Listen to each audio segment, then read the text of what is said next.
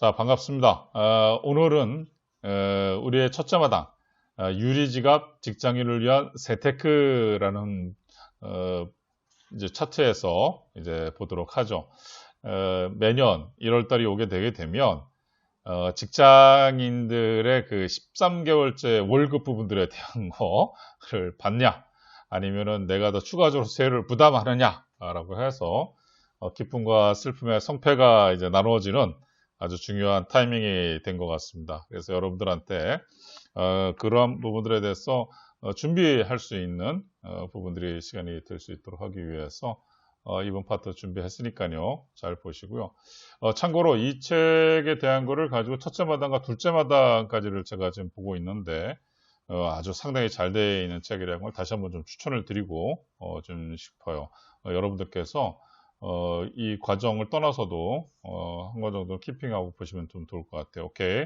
특히 오늘 이 방송을 보실 자산가 분들은 많지 않겠지만은 그거를 가지고 직장인들을 중심으로 해서 영업을 하시는 거라든지 비즈니스를 하시는 분들은 잘 들어두시게 되게 되면 고객분들한테 상당히 도움이 될 거라고 생각을 합니다.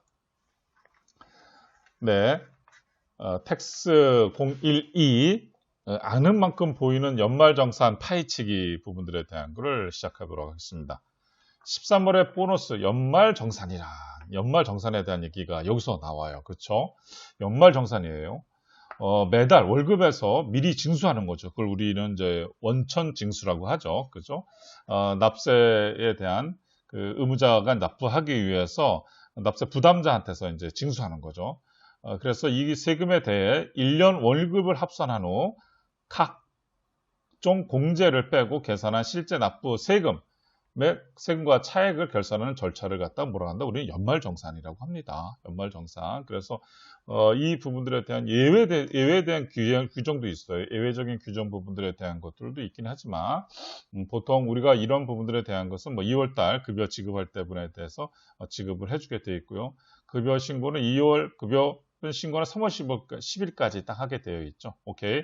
밑에는 예외적인 부분들에 대한 몇 가지 사례도 나와 있는 부분들에 대한 거 참고하시면 될 것 같고요. 페이지 69페이지. 환급이냐 추가 납부냐 그것이 문제로다. 그렇죠.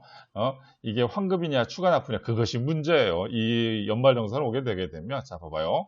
연말정산에 따라 환급을 받느냐 추가 납부하느냐는 매월 월급에서 떼는 세금의 크기, 원래 큰 사람들 같은 경우는 환급을 받겠죠. 두 번째, 연말정산 시 소득공제, 세액공제 등에 따라 결정된다는 거예요. 오케이.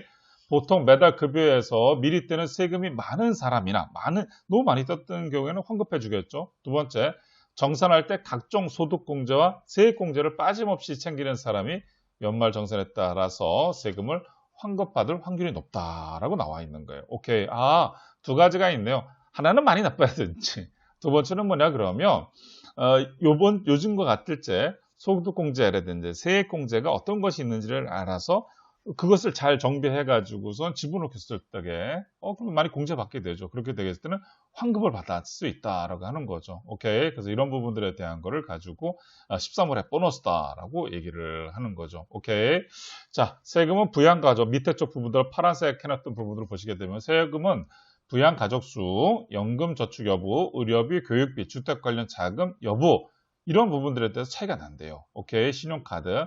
소득금액은 근로소득의 큰 비중을 차지하므로 세금에 미치는 영향이 크다라고 하는 부분들에 대한 거. 소득공제. 따라서 연말정산을 차분히 준비해 환급받을 수 있는 세금을 놓치는 일이 없도록 해야 된다라고 하는 부분들에 대한 거. 오케이. 여러분들 아시겠죠? 자, 텍스 013. 연말정산 신경 쓰고 안 쓰고의 차이는 크다라고 하는 거예요. 그까짓 건 모아보면 꽤 된다. 라는 부분들에 대한 것이죠.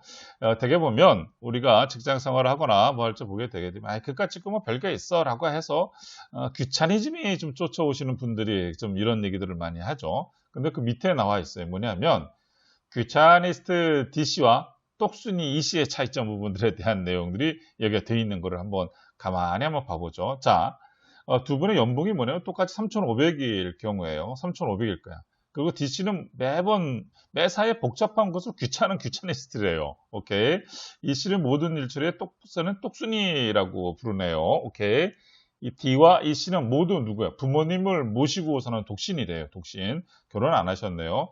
둘 다 국민연금 40만원, 건강보험보험 70만원, 보장보험료 80만원, 종교단체 지출 15만원, 신용카드 사용액 1,300만원이다. 그죠? 오케이? 자, 귀차니스트 DC는 제출하지 않았어. 연말정산 증빙 서류를 제출하지 않았고, 똑순이 C는 빠짐없이 제출을 했을 적의 차이점이에요. 오케이? 차이점. 제일 먼저 첫 번째 차이가 되는 게 어때요? 월급은 똑같다, 연봉은 똑같다 하더라도 어디야? 여기에서 근로소득 공제 부분들에 대한 거 해서 종합소득 공제부터 벌써 차이가 나네요. 종합소득 공제가 D와 E 부분들에 대한 거 해서 벌써 523만 7,500원 부분들에 대한 것을 종합소득 공제 똑순이 씨가 더 많이 받았네요. 그러면 당연히 과세 표준이 줄어들게 되겠죠. 그렇죠? 한 사람은 2,300, 한 사람은 1,700. 벌써 여기서도 500 차이가 나는 부분들에 대한 거, 그 초과 누진율 부분들에 대한 15% 맞죠? 그래서 하게 되게 되면 얼마가 되겠어요? 매 납부세 부분들에 대한 거, 오케이? 산출세, 그러니까 그 위에 초과 누진세를 15% 하죠? 산출세액은 세액공제를 빼기 전의 단계를 말하는 거잖아요. 산출세액이.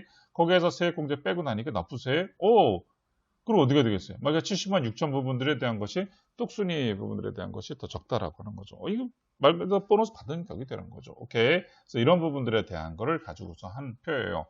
야, 그러니까 이런 정도면은요, 진짜 한 달치 월급 받을 수가 있는 형태로 볼 수가 있는 거죠. 괜찮은 거예요. 오케이. 그래서 여러분들께서 여러 부분들을 좀 참고해서 보시면 되고요. 뒤쪽에 넘어가서 보게 되게 되면 바로 그런 것에 대한 계산식이 다 나와요.